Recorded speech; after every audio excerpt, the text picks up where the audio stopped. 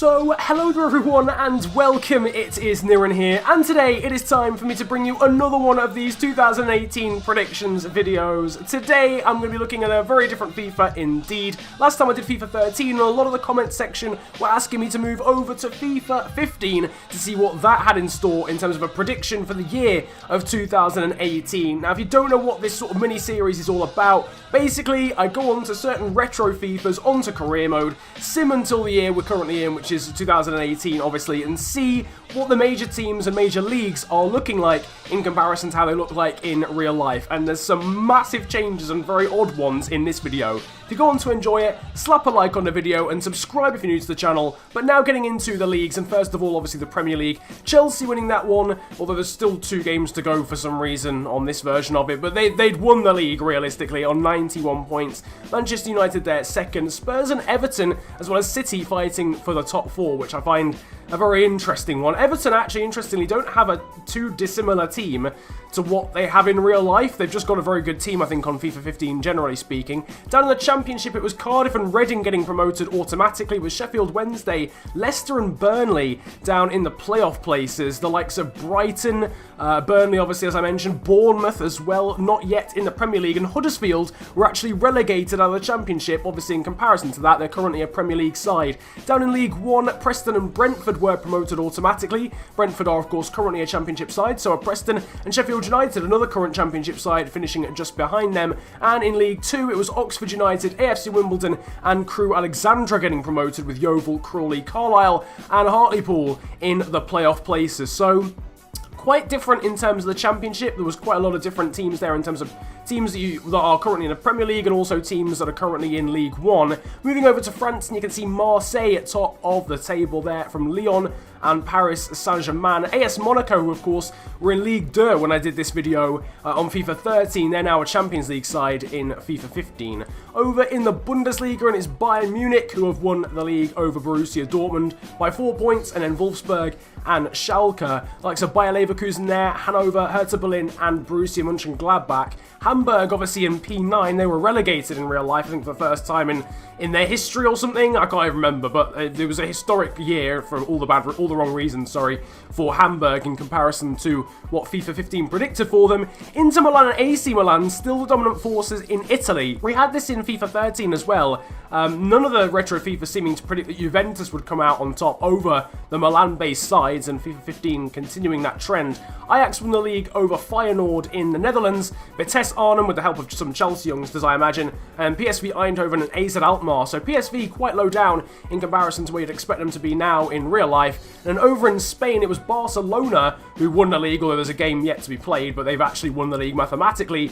Valencia there in second, ahead of Real Madrid, and Atletico Madrid basically guaranteed there in 4th place. And that's going to be a surprise, because you'll see the Atletico side in a little bit, and it's very stacked. Same for the Real side as well. It's interesting that Barca managed to win the league there. Moving on to the major teams now, we start off with Manchester City. You can see here the side hasn't changed all that much until Santi Cazorla and Eric Dyer, who have joined from the North London sides, Arsenal and Tottenham respectively. Still got the likes of Fernando, John Guidetti, Joe Hart of course still playing there. Kolarov as well, hasn't gone to Roma in this version of reality. Elikim Mangala and James Milner, Matija Nastasic, Samir Nasri still playing at the club. And Bayern Niang has actually joined from AC Milan, which is quite an interesting signing. And Luis Suarez as well has joined from Barcelona. He'd obviously signed for Barca at this point in real life. Arturo Vidal has also joined Man City from Juventus. So City with a really stacked side, and they'll be disappointed they probably didn't win the league actually in this season. Over to Barcelona, hasn't changed all that much there. The likes of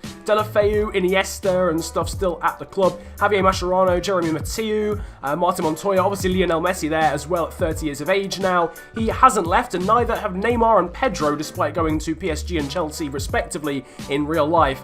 Gerard Piqué, Ivan Rakitic there, Rafinha, Sergio Roberto, Alex Song. What has even happened to Alex Song? Where actually is Alex Song in real life? Well, he's still at Barca. in this version of reality. Vermaelen there, Xavi and Marc-Andre ter Stegen. Side hadn't really changed too much apart from a couple of youngsters coming in here and there. Over to Juventus, and again, not too much change here in the first couple of pages. The likes of Gianluigi Buffon, though, still at the club. He's obviously signed for PSG in real life. Kingsley Coman still there. They've also signed Thibaut Courtois from Chelsea, which is an interesting one. I assume to replace Gianluigi Buffon, who I assume is about to retire in this save realistically. Usually he gets to 40 on this game when he retires. Alvaro Morata and Angelo Ogbonna actually at Juve. I didn't realise Ogbonna had ever played for Juventus, so I feel like that might be a signing. I don't know, correct me if I'm wrong. He might have played there before signing for West Ham. Paul Pogba there as well, still at Juve. Carlos Tevez and Matteo Vitali there too. So Juventus, not too much change. Thibaut Courtois really the main standout one. And speaking of Thibaut Courtois, we take a look now at his old club Chelsea. Mehdi Benatia has signed, or Benatia, or how do you actually pronounce that name? I can't quite remember. He has signed, and that might have been a swap deal actually, because I believe he might have been playing for Juve at this point in his career.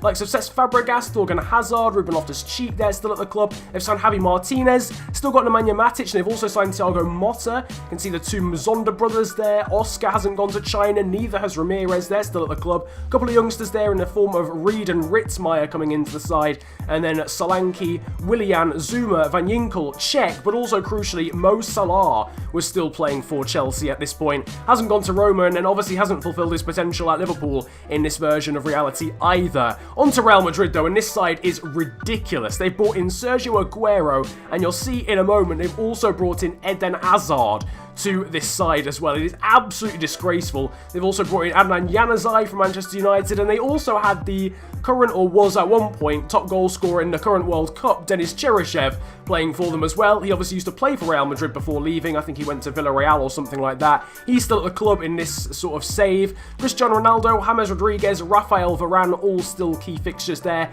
Pepe hasn't left, and also Sergio Ramos still playing for Real. Flipping over to the other side of the city, and we've got Atletico here. We've got a very stacked side.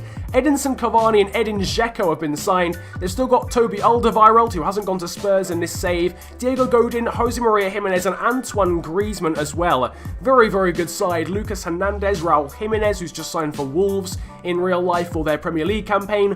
Koke and Sal Niguez still playing for the team. Miranda, Mario Mandzukic. It is a very, very decent side, and Jan Oblak there as well. Very decent potential on this game. This team is really, really good, and it's a surprise they didn't finish any higher than 4th. Moving on though from that, we've got Manchester United as we move back to a couple of the English sides. United side hadn't changed all that much as far as I can remember. They made a couple of signings, but the likes of Angel Di Maria still at the club, Johnny Evans as well. Javier Hernandez still a Manchester United player here too.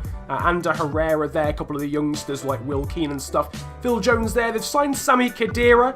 They've also signed Frank Ribery in this save as well. You'll see him in a moment. The likes of Nani and Raphael still at the club. Jesse Lingard still there as well, but I imagine he didn't have a very good potential in this game. I think it was only sort of mid-70s, so I don't think he's a key fixture in the side like he is in real life. Like some Antonio Valencia there, Ashley Young, Robin Van Persie, and they'd also signed Victor Valdes as well from Barcelona. On to PSG though now, and again another side that hadn't changed all that much. So a lot of the sides had changed, but maybe not as much as you would expect them to. I think in this sort of era of FIFA career mode, EA hadn't really realised how much teams changed over the course of 5, 6, 7 seasons, so there's not as much change as you would get maybe in FIFA 18, for example, in the same time frame. But the main story really at PSG is they've still got Zlatan, and they've also got a Zlatan Ibrahimovic regen as well called Linkvis, which I think is quite cool. Thiago Silva there, Marco Verratti, the likes of Salvatore Sirigu, and they also signed David Silva